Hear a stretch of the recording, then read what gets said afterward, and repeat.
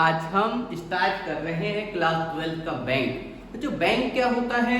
सभी ऐसे financial institute जिनका पब्लिक के साथ डायरेक्ट और इनडायरेक्ट रिलेशन होता है। ऐसे बैंक बच्चों जिनका पब्लिक के साथ डायरेक्ट रिलेशन होता है, उन सभी बैंकों को क्या कहते हैं बच्चों? Commercial bank. कमर्शियल बैंक का पब्लिक के साथ डायरेक्ट रिलेशन होता है बच्चों, और ऐसे सभी बैंक जिसका पब्लिक के साथ इनडायरेक्ट रिलेशन होता है उनको क्या कहते हैं बच्चों? Central bank. अब ये कमर्शियल बैंक सब करता क्या है? कमर्शियल बैंक पब्लिक की डिपॉजिट को एक्सेप्ट करता है और उनको जरूरत पड़ने पे लोन देता है बच्चों, लेकिन उसके पीछे उसका खुद का इंटरेस्ट होता है। वो क्या करता है बच्चों? जितनी भी उसके पास डिपॉजिट आती हैं उसको इन्वेस्ट करके अर्निंग करता है। मतलब आप देख सकते हो, commercial bank is an institute which perform the function accepting deposit, granting loan and making investment with the aim of earning profit। वो इस मोटिव से करता है क्योंकि इसको प्रॉफिट अर्न करना होता है बच्चों। अब इसके क्या फंक्शन होते हैं?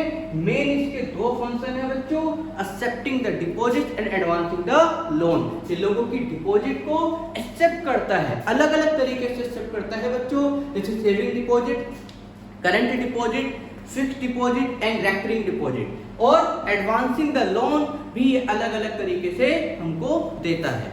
अब हमें सेंट्रल बैंक डिस्कस करना है बच्चों। सेंट्रल बैंक इन सभी फाइनेंशियल इंस्टीट्यूट की एक अपेक्स बॉडी होती है। अपेक्स मतलब एक सर्वोच्च बॉडी होती है बच्चों, मतलब एक अपेक्स इंस्टीट्यूट की तरह काम करता है, जो कि देश के सभी मॉनेटरी स्ट्रक्चर और देश की सभी फाइनेंशियल इंस्टीट्यूट को कंट्रोल करने का काम करता है। मतलब central bank is an apex body that control, operate, regulate and direct the entire banking and monetary structure of the economy. अब हम बात करने जा रहे हैं कि इसके क्या फंक्शन होते हैं। एक अपेक्स बॉडी है, पूरे देश का जो मनी स्ट्रक्चर है, उसका जो ढांचा है, उसको कंट्रोल करने का काम देश के सेंट्रल बैंक का होता है। इसके फंक्शन क्या है, मतलब वो किस तरीके से कंट्रोल करता है, उसे डिस्कस करते हैं बच्चों।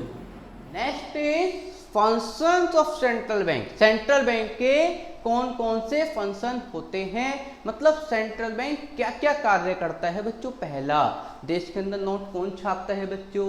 Central bank. देश के अंदर जितनी भी करेंसी हैं सिर्फ सेंट्रल बैंक के द्वारा छापी जाती हैं, एक्सेप्ट 1 रुपये कॉइन और नोट। 1 रुपये के सिक्के और 1 रुपये के नोट को छोड़कर जितनी भी करेंसी भारत के अंदर छापी जा रही हैं वो कौन छापता है बच्चों? Central bank. मतलब currency authority, issue of currency सिर्फ सोल अथॉरिटी है किसके पास? सेंट्रल बैंक के पास, और कोई नहीं छाप सकता बच्चों। इससे क्या होता है?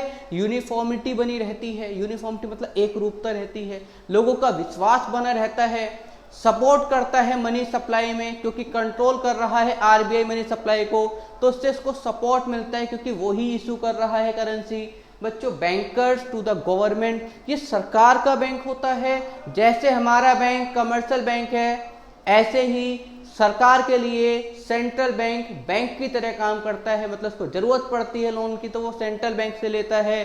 तो जैसा नेचर कमर्शियल बैंक का पब्लिक के साथ होता है, ऐसा ही नेचर सेंट्रल बैंक का सरकार के साथ होता है बच्चों। Next is controller of money supply. ये बहुत इंपॉर्टेंट टॉपिक है बच्चों, कि वो कैसे कंट्रोल करता है पूरे देश के मॉनेटरी स्ट्रक्चर को, मनी सप्लाई को। ये किसका मेन फंक्शन है। अब उसके पीछे कुछ टर्म्स आपको ध्यान रखनी है। एक होता है बैंक रेट, एक होता है रेपो रेट, एक होता है LRR, CRR, SLR। ये सब क्या है sir? Bank rate is the rate at which central bank lending the money to the commercial bank for long term period of time।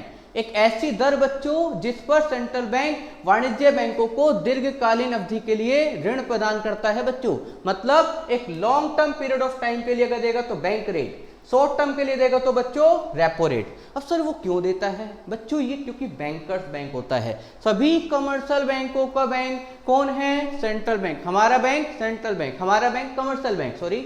और सभी कमर्शियल बैंकों का बैंक कौन सा होगा बच्चों?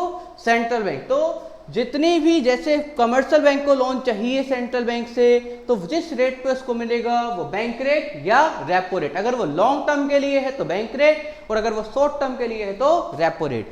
बच्चों, कंट्रोल करने के लिए देश में मनी सप्लाई को, मान लो हमें मनी सप्लाई कम करनी है, तो सेंट्रल बैंक क्या कर देगा बच्चों, बैंक रेट और रेपो रेट बढ़ा देगा, जिससे क्या होगा, जब उनको लोन महंगा मिलेगा तो हमें भी लोन महंगा मिलेगा, मतलब इंटरेस्ट रेट भी बढ़ जाएगा, तो हम कम लोन ले पाएंगे बच्चों, जिससे कि मार्केट में मनी सप्लाई को कंट्रोल किया जा सकता है। अब क्या सर वो इसी से करता है? नहीं बच्चों, एक चीज और होती है लीगल रिजर्व रिक्वायरमेंट। जैसे फॉर एग्जाम्पल मैं कहना चाहता हूँ, मान लो मेरे फादर ने मुझसे कहा, बेटा तू जितना भी अर्न कर रहा है उसका कुछ परसेंट मेरे पास रिजर्व रख और कुछ परसेंट अपने पास रिजर्व रख, जरूरत पड़ने पर अगर तेरे को जरूरत पड़ती है तो कुछ अपने पास जो आपने रिजर्व किया है पहले उसको यूज करो, और अगर वो भी खत्म हो जाता है तो आपने जो मेरे पास रिजर्व रखा है उसको यूज करो, और अगर वो भी खत्म हो जाता है तो आप मेरे से बैंक रेट या रेपो रेट से लोन ले लो बच्चों। मतलब सेंट्रल बैंक भी इसी तरीके से काम कर रहा है कमर्शियल बैंक के लिए, कहता है कि आपको कुछ परसेंट हमारे पास और कुछ अपने पास रिजर्व रखना होगा, और जिस रेट पे या रेशो पे रखना होगा उसको लीगल रिजर्व रिक्वायरमेंट कहते हैं बच्चों। इसमें दो पार्ट आते हैं, जब वो खुद के पास रखता है तो उसको SLR कहते हैं, themselves। जब वो खुद के पास रिजर्व रख रहा है तो SLR, और जब वो RBI के पास रिजर्व रख रहा है बच्चों तो उसको हम CRR कहते हैं। तो CRR is the ratio at which the commercial bank has to keep some fixed amount with RBI and themselves for SLR। Clear है बच्चों? तो ये कुछ इसके फंक्शन है। And next is margin requirement, वो इसके थ्रू भी कंट्रोल करता है। मार्जिन रिक्वायरमेंट क्या होता है सर? बच्चों मैं लोन लेने गया बैंक के पास, बैंक ने मुझे लोन दिया, लेकिन वो मेरे से जब लोन देगी मेरे को तो उसके लिए वो कुछ ना कुछ बच्चों सिक्योरिटीज पे रखेगी, तो उसका जो डिफरेंस है that difference is margin requirement. जैसे कि लिखा है margin is the difference between the amount of loan and the market value the security offered by borrower against the loan. तो जिसने मार्केट सिक्योरिटी रखी है उस पर जो वैल्यू है, इसको जो परसेंटेज डिफरेंस है उसी को मार्जिन रिक्वायरमेंट कहते हैं। वो इस सब के थ्रू, मान लो उसको मनी सप्लाई बढ़ाना है तो LRR कम कर देगा। क्यों? क्योंकि रिजर्व कम होगा तो ज्यादा मनी सप्लाई होगा। मार्जिन रिक्वायरमेंट कम कर देगा। क्रिएशन, मनी क्रिएशन बच्चों टॉपिक के नाम से ही क्लियर है। कमर्शियल बैंक क्या करता है? क्रेडिट को क्रिएट करता है, but we have to take some assumption under the credit creation. Without assumption ये टॉपिक नहीं हो सकता। एजम्पशन क्या है? All the commercial bank treated as unit of bank. सभी बैंकों को एक ही बैंक मान लिया। मान लो आप और हम सभी एक ही बैंक हैं, कमर्शियल बैंक है और हम सबको एक ही बैंक मान लिया गया है। दूसरा बच्चों, सभी ट्रांजैक्शन चेक से होती हैं। All transaction made by cheque. सभी ट्रांजैक्शन किससे करते हैं? सिर्फ चेक से। नेक्स्ट टॉपिक इसमें हमें ध्यान रखना है मनी मल्टीप्लायर।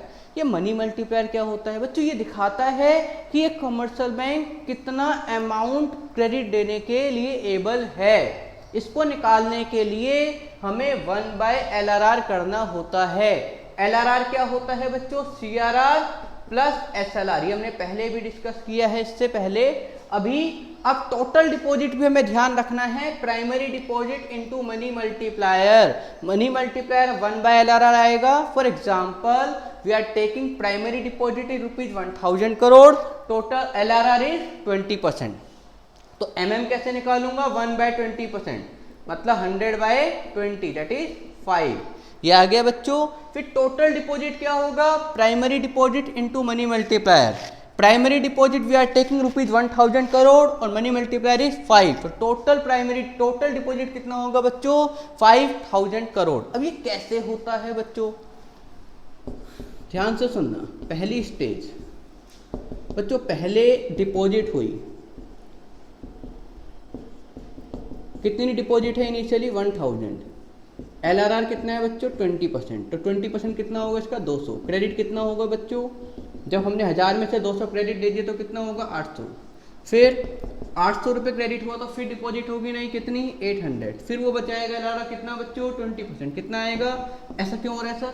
दोबारा डिपॉजिट क्यों हुई बच्चों? बताया है अभी कि सभी कमर्शियल बैंक एक ही बैंक और सभी ट्रांजैक्शन चेक से होती हैं, तो चेक घूम फिर के आएगा तो उसके पास ही। इसने इसको चेक दिया एक पर्सन को, फिर दोबारा से बैंक के पास आ गया, फिर डिपॉजिट हुई, फिर LRR बचेगा 20%, फिर से क्रेडिट होगा, कितना होगा बच्चों? 640। फिर से डिपॉजिट होगी कितनी? 640।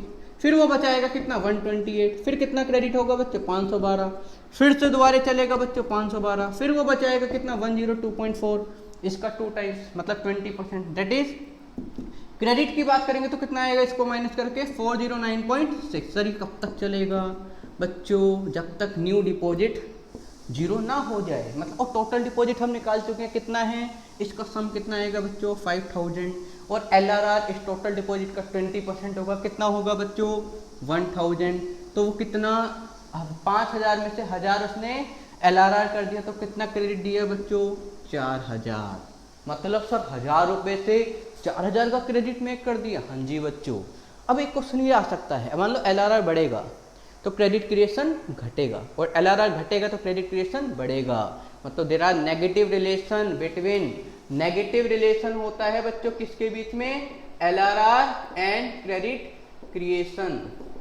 क्योंकि LRR के बढ़ने पे ज़्यादा रिजर्व होगा तो क्रेडिट कम होगा, और घटने पे कम रिजर्व होगा तो क्रेडिट ज़्यादा होगा। क्लियर है बच्चों। और अभी तक जिस बच्चे ने भी चैनल सब्सक्राइब नहीं किया है, जल्द से जल्द बच्चों चैनल को सब्सक्राइब करो, वीडियो को शेयर कीजिए। अब ऐसे ही वीडियोस MCQ पैटर्न पे आने वाली हैं। मिलते हैं नेक्स्ट वीडियो।